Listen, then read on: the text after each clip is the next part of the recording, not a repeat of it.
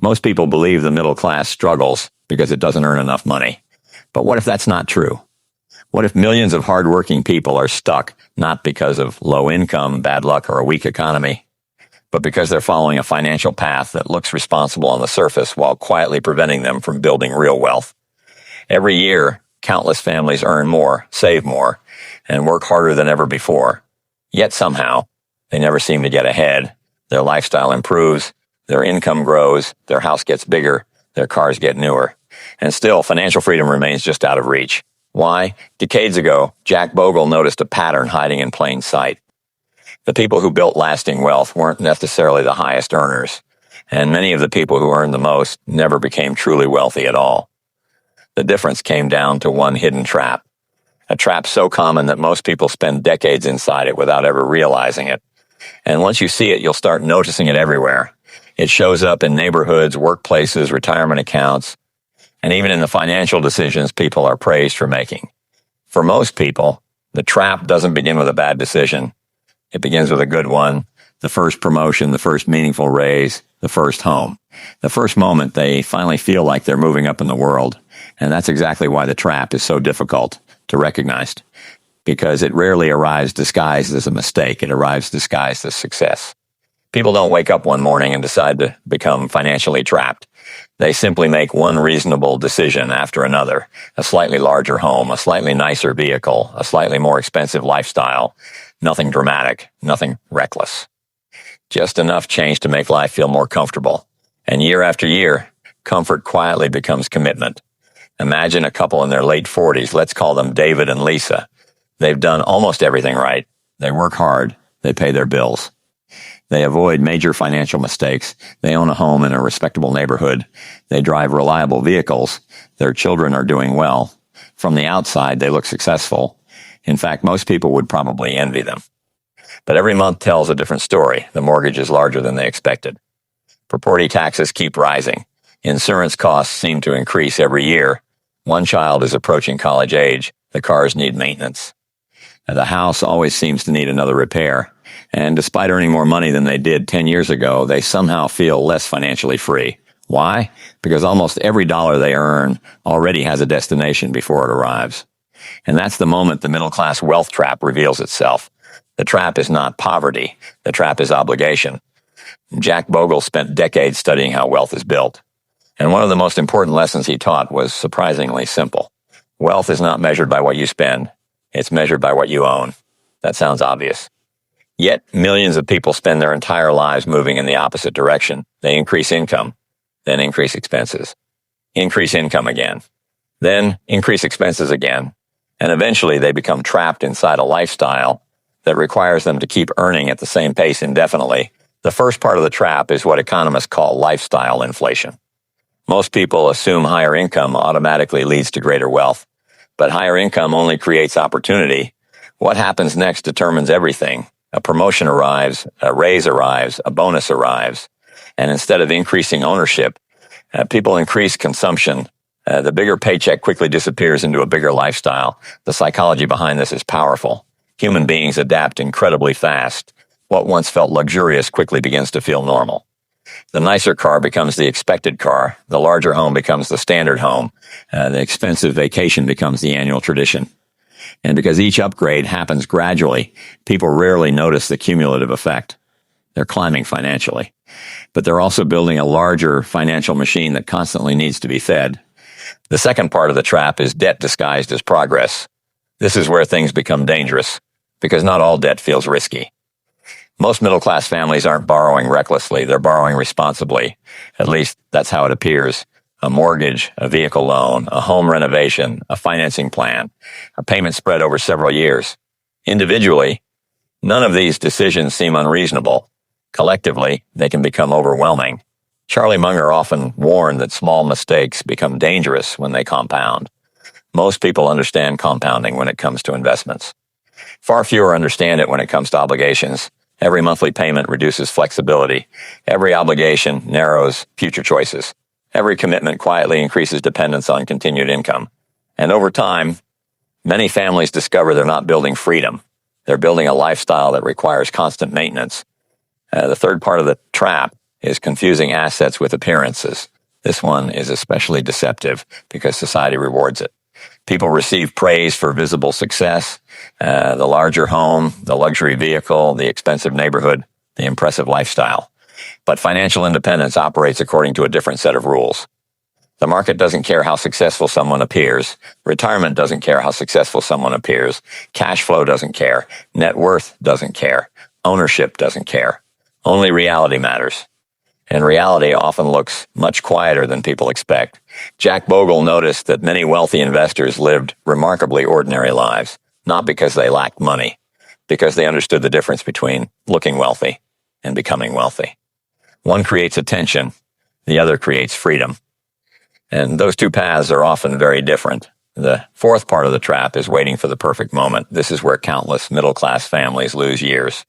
They tell themselves they'll invest more when life settles down, when the kids are older, when the mortgage is smaller, when work becomes less stressful, when expenses finally decrease. The problem is that life rarely becomes less demanding on its own. There is always another expense waiting, another responsibility, another reason to postpone building wealth. And every year spent waiting is a year compounding cannot recover. Because time is the one asset even the wealthiest investor cannot buy back. And that's where the trap becomes truly dangerous, because everything we've discussed so far is visible. You can see the larger house, you can see the car payment, you can see the lifestyle inflation. But the most destructive part of the middle-class wealth trap is almost invisible.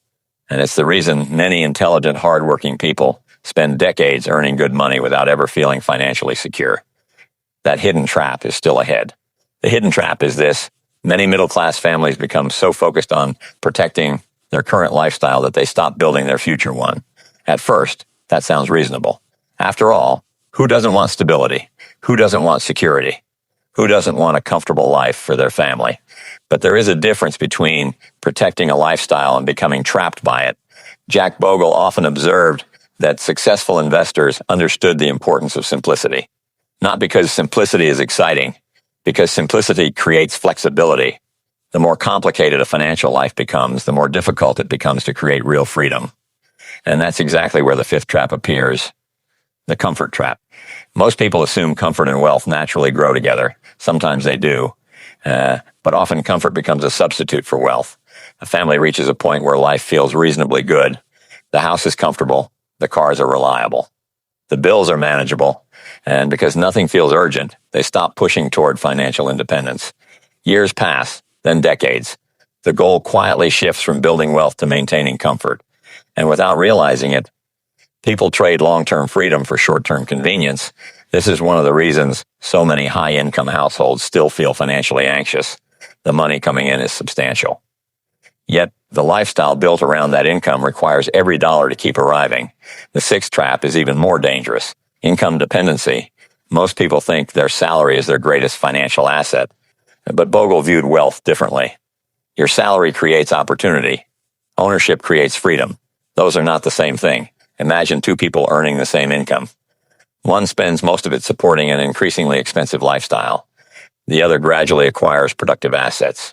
Investments, businesses, retirement accounts, assets that continue working whether they are working or not. 10 years later, their lives may look completely different. The first person still depends entirely on next month's paycheck. The second has begun building something larger than earned income. And that's the point many people miss. A high income can make someone feel wealthy, but if everything depends on continued work, financial freedom remains fragile. The middle-class wealth trap convinces people that earning more is always the answer. Sometimes the real answer is owning more. And that leads directly into the seventh trap, mistaking home equity for financial freedom. Now, don't misunderstand this. Owning a home can be a wonderful financial decision. For many families, it becomes their largest asset. But problems begin when people assume home equity and financial independence are identical. They're not. A family may have hundreds of thousands of dollars in home equity, yet still struggle with cash flow, still feel pressure every month, still worry about retirement, still depend entirely on employment income. Why? Because wealth locked inside a home is different from wealth that provides flexibility. A person can be house rich and freedom poor. And that's a distinction many people never fully appreciate until much later in life. Jack Bogle's philosophy was never about collecting impressive assets. It was about building productive ownership that supports long-term financial security. The goal wasn't simply accumulating things. The goal was creating options. And options are what wealth ultimately provides. The ability to choose, the ability to adapt, the ability to say no, the ability to retire on your own terms. The eighth trap may be the most important of all, ignoring ownership. Because when you strip away all the complexity, wealth is fundamentally about ownership. Ownership of businesses, ownership of productive assets, ownership of investments, ownership of things that create value over time. Yet many people spend decades consuming the output of the economy without ever meaningfully owning a piece of it. They work, they spend, they upgrade, they repeat. Meanwhile, those who quietly accumulate ownership benefit from decades of compounding. This was the foundation of Bogle's entire philosophy, not predicting markets, not chasing trends, not finding shortcuts, simply becoming an owner and allowing time to do what time has always done. And perhaps that's the greatest irony of the middle-class wealth trap. Most people inside it are hardworking, responsible, disciplined. They're not failing because they're lazy. They're failing because they're measuring progress using the wrong scoreboard. They look at income instead of ownership. They look at lifestyle instead of flexibility. They look at appearances instead of freedom. And because the wrong scoreboard is being used, the wrong game gets played. The tragedy of the middle-class wealth trap is not that people make terrible decisions. It's that they make perfectly normal decisions, the same decisions their friends make, the same decisions their neighbors make, the same decisions society celebrates. And that's exactly why the trap remains invisible, because it feels normal, but normal is not always effective. Normal doesn't guarantee financial independence. Normal doesn't guarantee retirement security. Normal doesn't guarantee freedom. Decades ago, Jack Bogle offered a remarkably simple path: own productive assets, keep costs low, stay patient, guise distractions, and allow compounding to work quietly in the background. It wasn't glamorous, it wasn't exciting, but it worked. Because wealth is rarely built through dramatic breakthroughs. More often, it's built through ordinary decisions repeated consistently over long periods of time. And that's the lesson hiding beneath everything we've discussed today. The middle-class wealth trap isn't a single mistake. It's a way of thinking, a way of measuring success, a way of approaching money that feels productive while quietly slowing wealth creation. The good news is that once you see it, you can change it. You can begin asking different questions. Not how much can I afford, but how much freedom does this create? Not how successful does this look, but how much ownership does this build? Not how much do I earn, but how much of what I earn is actually working for my future? Those questions change everything, because real wealth isn't about having the most impressive lifestyle. It's about having the greatest number of choices. And that's a goal worth pursuing. So let me ask you, what do you believe is the biggest middle-class wealth trap today? Leave your thoughts in the comments below. I genuinely like to hear your perspective. And if you enjoy thoughtful lessons on wealth building, investing, retirement, and the timeless wisdom of Jack Bogle, Warren Buffett, and Charlie Munger, subscribe to Quiet Wealth Method, because financial freedom rarely comes from doing something extraordinary. More often, it comes from seeing what most people never notice.